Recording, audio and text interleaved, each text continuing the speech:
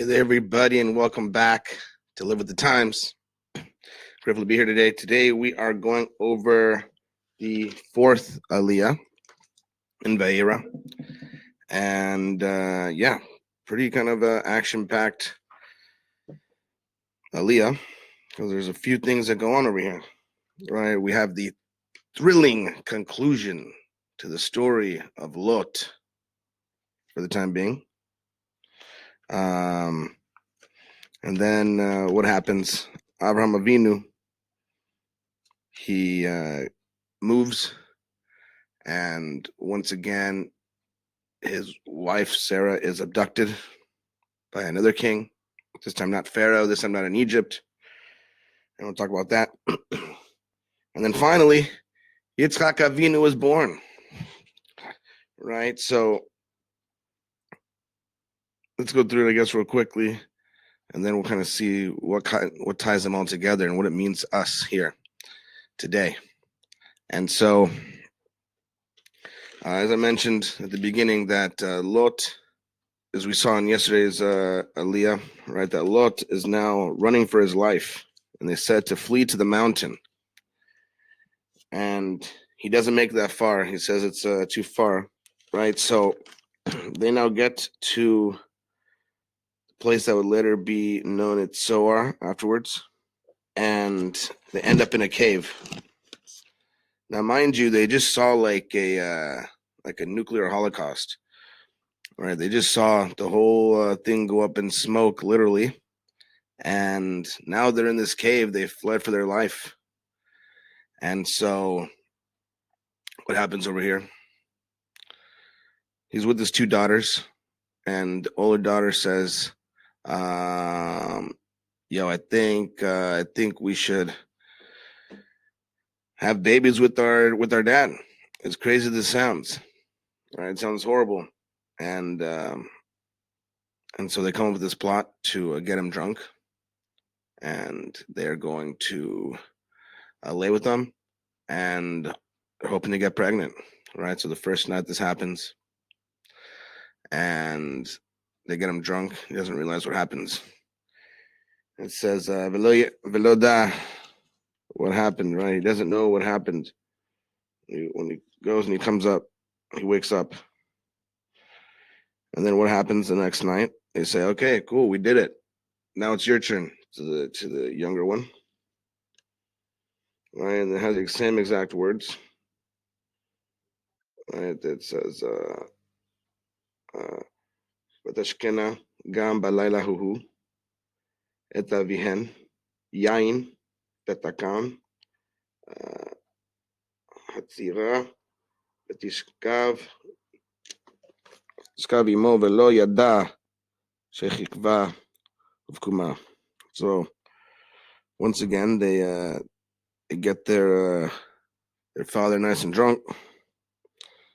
That night also, the younger one then got up and lay with him. And lo yada, lo yada, he definitely had a lo yada moment, because he wasn't aware of her lying down and getting back up. Now, this is a peculiar thing, because, right, and then they ended up having babies, conceiving. They conceived and had babies. And the first one names the baby Moab, which means from father. And the second one is a little bit more modest about it. It says, Ben Ami, son of my people. And the question is, like, how is this possible? Right? How could these women do this? Right? And then not only that, but women or sometimes people will look in the Torah and they'll say, look at what the Torah thinks about women. They're doing all these things. Actually, they're not even at fault, according to the sages. Right? That in their eyes, they thought that the whole world had been destroyed. Right? They thought that they would have to repropagate the entire world, right? Just like Noah did. They're starting again from scratch. They had just seen it. This is a human history that this has been happening, right? Having to start from scratch. And so this was only 10 generations previously about the flood. So they thought maybe this is it. And an interesting thing, right? So We'll get to that in a minute. And then it turns quickly to Abraham.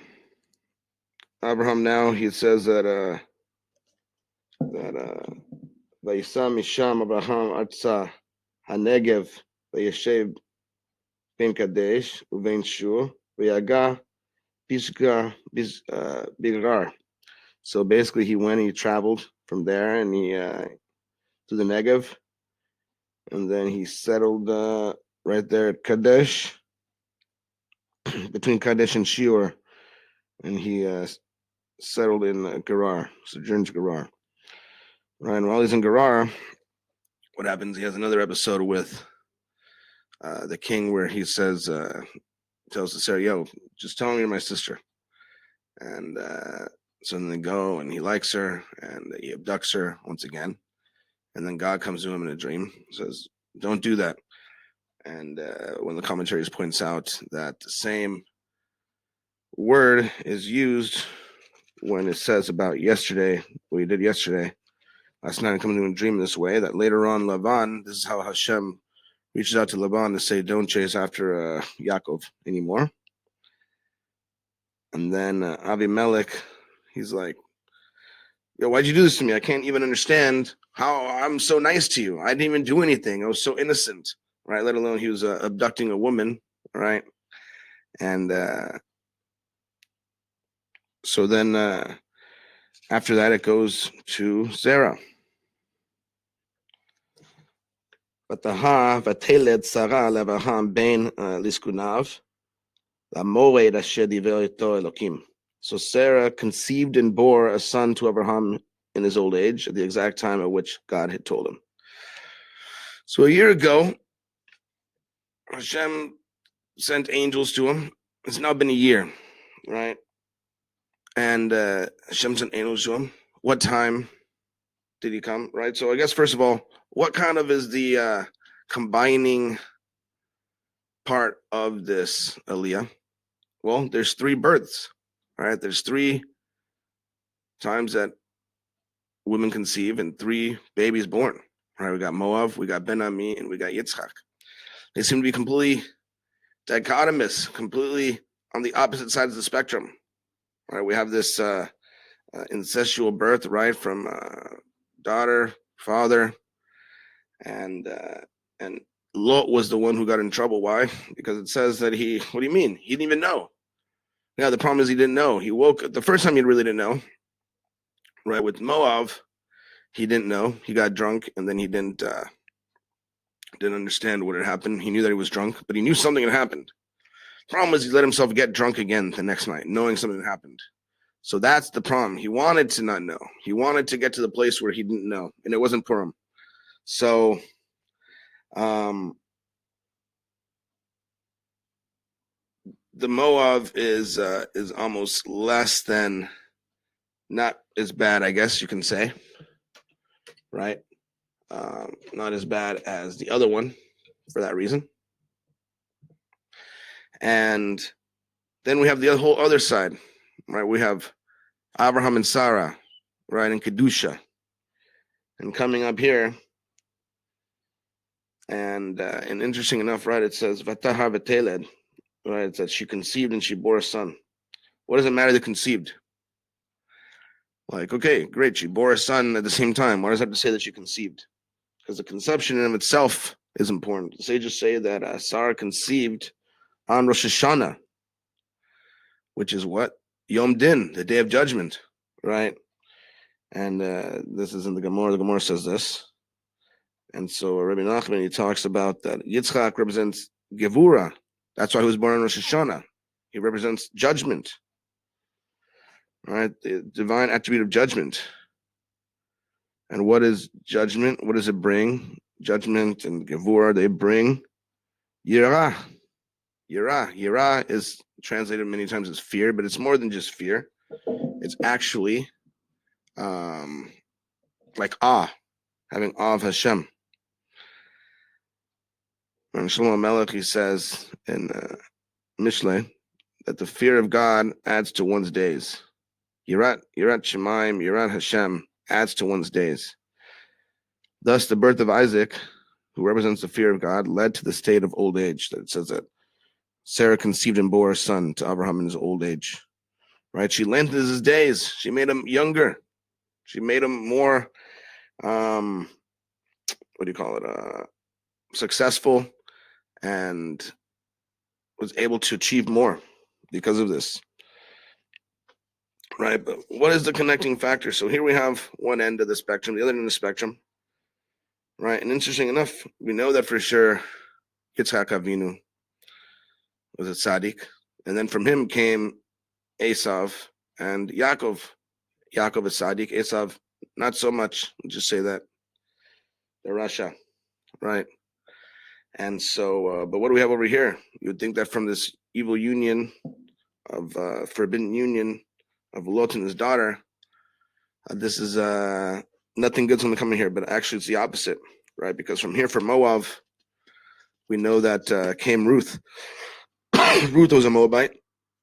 She ended up marrying Boaz, who was a descendant of Peretz. Peretz was actually the son of another illicit union of Yehuda and Tamar, right? Yehuda and his daughter-in-law. So what is this thing over here with that? That they are all these crazy stories of illicit unions, right? We know that that when you have a marriage like Abraham and Sarah, wow, this is the highest order. They're doing so much in the world.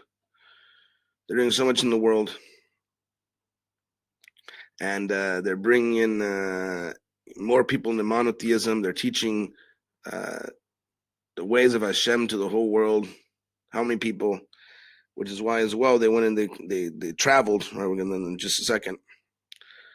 But the problem is with this, right? First and foremost, Abraham Avinu also came through a weird union. Not a weird union, but Terah himself was a sorcerer. And he used to have all these different kavanot, these dark kavanot, to try and bring in a great sorcerer, an even more evil sorcerer than him. And because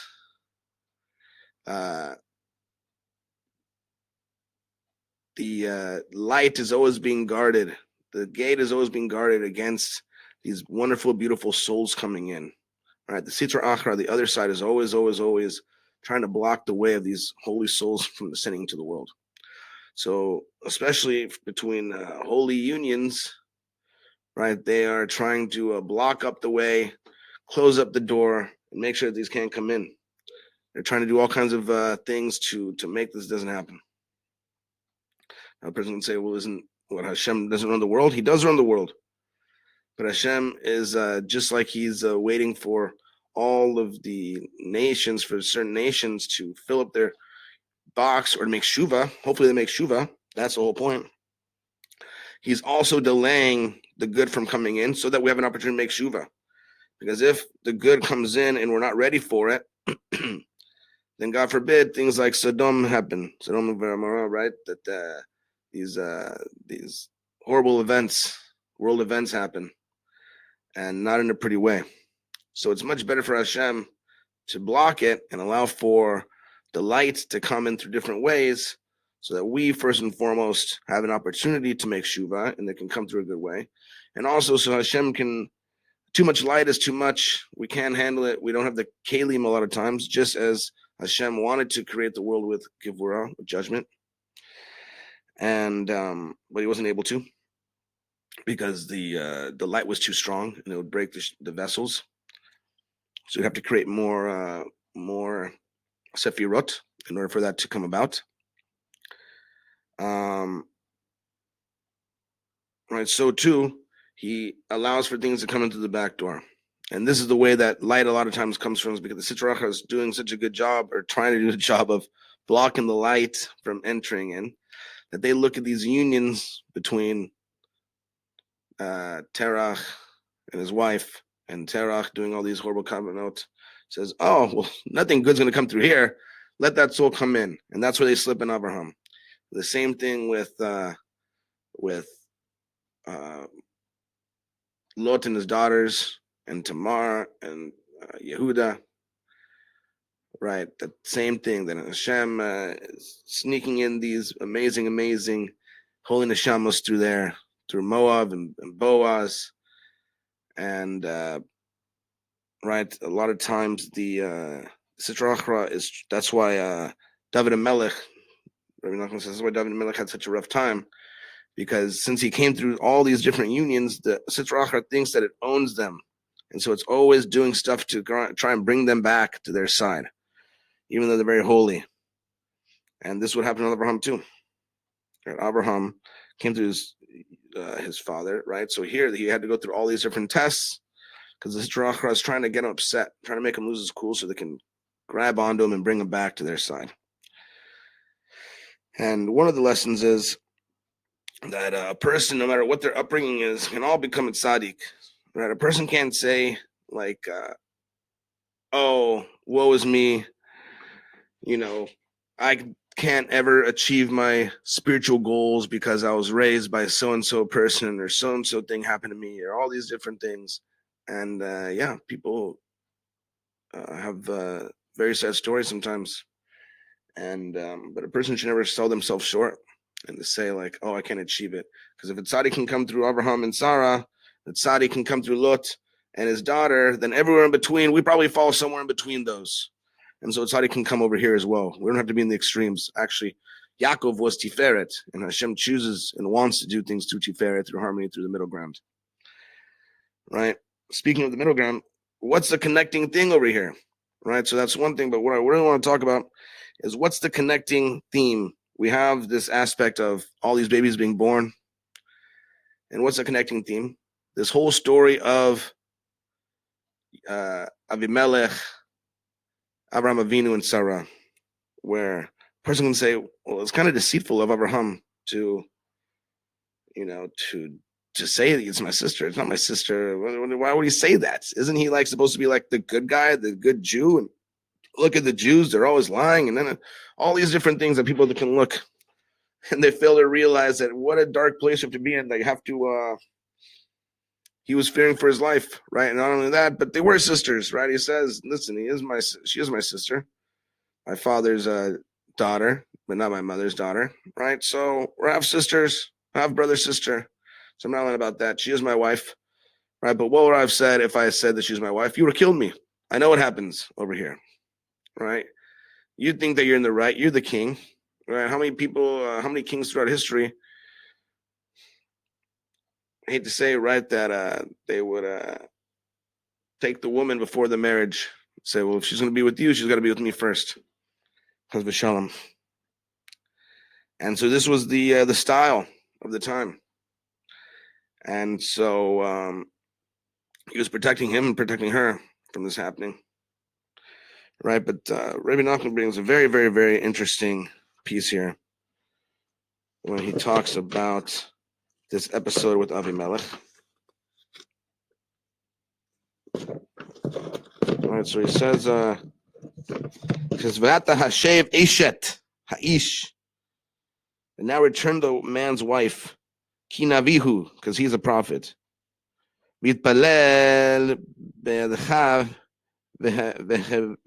v'chaya, right, and he'll pray for you and you'll live. Ve'im eincha meshiv, and if you do not return her, da kimot tamut, know that you will tamut, you're definitely going to die. Ata v'chol shelach, you and everything that's yours. All right, pretty strong statement once again. And Rabbi Nachman brings an incredible thing here. It says, in the Gemara, it says, the patriarchs revealed God to the entire world through the power of their prayer. In this regard, each of them referred to the place of prayer by a different title. Abraham called it a mountain, Yitzhak called it a field, and Yaakov called it a house. Right? Abraham instituted shacharit, right? But also he was the mountain. He was the mountain, right? When the angel said, "Go to the mountain, flee to the mountain." What were they saying? Flee to Abraham Avinu. Go back to your Rebbe. Go to the mountain meant go to Abraham Avinu. Right? Yitzchak was called the field. He instituted mincha. right? It was more accessible. You don't have to climb up this big mountain. It was more accessible. Prayer was more accessible. In the field, go to the field, talk to Hashem. Right, at that time, they didn't have the Yamidah that we have now. So what was he doing? He was doing his bodadus, like Rabbi Nachman says. And Yaakov was called a house. House, it's here, it's in your house. It's something that's necessary. Not only is it accessible, it's necessary for you. Right, that Yaakov allowed for prayer to be a house. Right, but he says, Avimelech, right? Avimelech, sometimes it can be read as my father is my king.